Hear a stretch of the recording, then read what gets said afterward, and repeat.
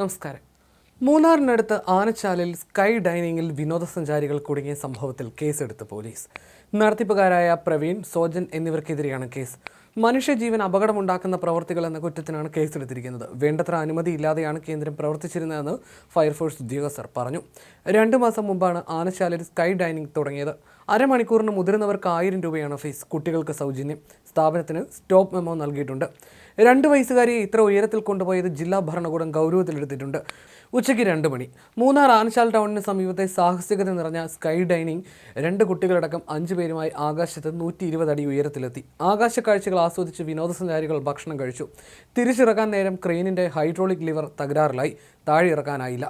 മംഗലാപുരം സ്വദേശികളായ മലയാളികളായ 5 പേരാണ് അങ്ങനെ കുടുങ്ങിയത്. മുഹമ്മദ് സഫാൻ, ഭാര്യ തൗഫീന, മക്കളായ ഇവാൻ, ഇനാര എന്നിവരാണ് കുടുങ്ങിയത്. ജീവനക്കാരിയായ ഹരിപ്രിയയും ഇവർക്കൊപ്പം കുടുങ്ങിയിരുന്നു. 3 മണിക്കൂർ നീണ്ട രക്ഷാദൗത്യത്തിനൊടുവിലാണ് ഇവരെ താഴെ എത്തിച്ചത്. ക്രെയിനിന്റെ സാങ്കേതിക തകരാറാണെന്നാണ് അധികൃതർ പറയുന്നത്. ആനച്ചാലിലുള്ള സ്കൈ ഡൈനിങ് കേന്ദ്രത്തിൽ 120 അടിയോളം ഉയരത്തിലാണ് സംഘം കുടുങ്ങിയത്. മൂന്നാർ, അടിമാലി എന്നിവിടങ്ങളിൽ നിന്ന് ഫയർഫോഴ്സ് എത്തി വടം ഉപയോഗിച്ചാണ് സഞ്ചാരികളെ സുരക്ഷിതമായി താഴെ എത്തിച്ചത്. ഫയർഫോഴ്സ് എത്തി വൈകിട്ട് 5ഓടെ റോപ്പ് ഉപയോഗിച്ച് ഓരോരുത്തരെയായി താഴെ എത്തിച്ചതോടെയാണ് ആശങ്കയ്ക്ക് വിരാമമായത്. ഇരിപ്പിടവും തീന്മേശയുമുള്ള പ്രത്യേക പേടകം ക്രെയിൻ ഉപയോഗിച്ച് സഞ്ചാരികളെ ഉയരത്തിലെത്തിച്ച് ഭക്ഷണം വിളമ്പുന്നതാണ് സ്കൈ ഡൈനിങ്.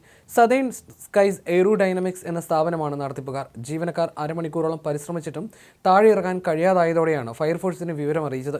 ഹൈഡ്രോളിക് ക്രെയിനിന്റെ ഗുണനിലവാരമില്ലായ്മയാണ് പ്രതിസന്ധിയായതെന്നാണ് ആക്ഷേപം. സമാനതകളില്ലാത്ത ദൗത്യമാണ് ഫയർഫോഴ്സ് ആനച്ചാലിൽ നടത്തിയത്. ആശങ്കപ്പെടാതിരിക്കാൻ കുട്ടികളോട് കാണുന്ന കാഴ്ചകളെക്കുറിച്ച് സംസാരിച്ചാണ് താഴെ ഇറക്കിയതെന്ന് രക്ഷാപ്രവർത്തനത്തിന് നേതൃത്വം നൽകിയ ഫയർഫോഴ്സ് ഉദ്യോഗസ്ഥൻ പറഞ്ഞിരുന്നു. ഇനാര ഡാനിലെ രക്ഷാദൗത്യം എല്ലാ അർത്ഥത്തിലും വിജയമായിരുന്നു. ഇടുക്കി ആനച്ചാലിൽ ഈ അടുത്തായാണ് ഈ പദ്ധതി തുടങ്ങിയത്.